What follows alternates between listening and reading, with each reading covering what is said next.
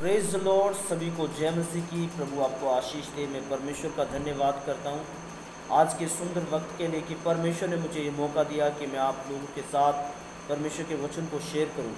और आज सच में जब आप परमेश्वर के वचन को सुनेंगे, आज परमेश्वर का वचन आपसे बात करेगा। Praise the Lord, hallelujah. तो आइए हम परमेश्वर के वचन की ओर चलते हैं डायरेक्ट। मेरे साथ निकाले पहला कुरिन्थियों उसका 4 अध्याय उसकी 20 आयत मैं आपके साथ पढ़ूंगा। यहाँ पे लिखा है, क्योंकि परमेश्वर का राज्य बातों में नहीं परंतु सामर्थ्य में है। मैं आपको बताना चाहता हूँ बाइबल क्या कहती है। आपको मैं आपके अंदर जो बात है उस बात को आपके सामने लेकर आना चाहता हूँ।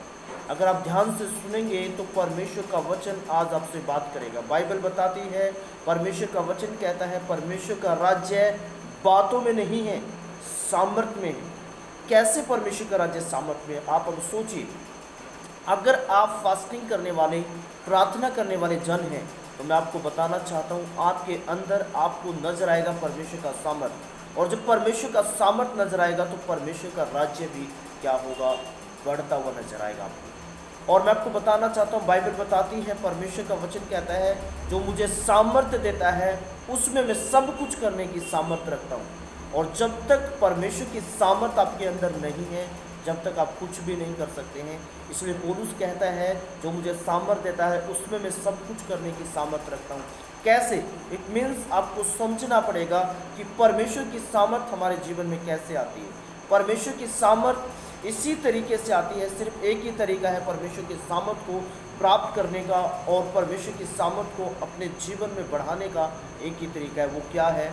वो है प्रार्थना और बाइबल को पढ़ना। और जितनी आप प्रार्थना करेंगे, जितनी आप बाइबल पढ़ेंगे, उतने आप सामर्थ्य होते जाएंगे। और आप फास्टिंग में समय बिताएंगे, उतने आप अभिषेक से भरते जाएंगे। और जब आप अभिषेक से भरते जाएंगे, आज लोग कहते हैं कि परमेश्वर का राज्य कैसे आएगा? परमेश्वर का राज्य आपके जीवन में आ चुका है।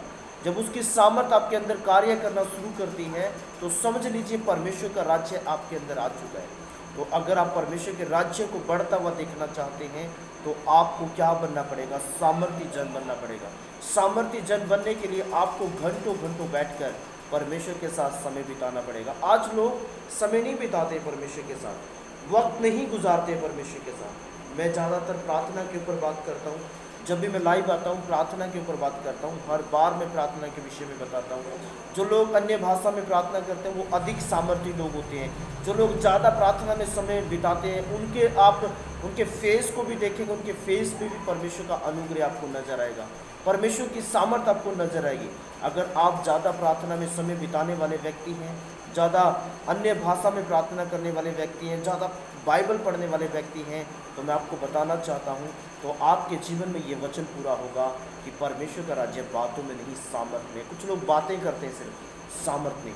और ये वचन जब पूरा होता है जब हम प्रार्थना, अधिक प्रार्थना में समय बिताना, ज़्यादा बाइबल में समय बिताना, ज़्यादा प्रार्थना में समय बिताना, तो इस तरीके से आप सामर्थ्य जन बन सकते हैं और परमेश्वर के राज्य को अपने जीवन में आता हुआ देख सकते हैं। परमेश्वर आपको आशीष दे।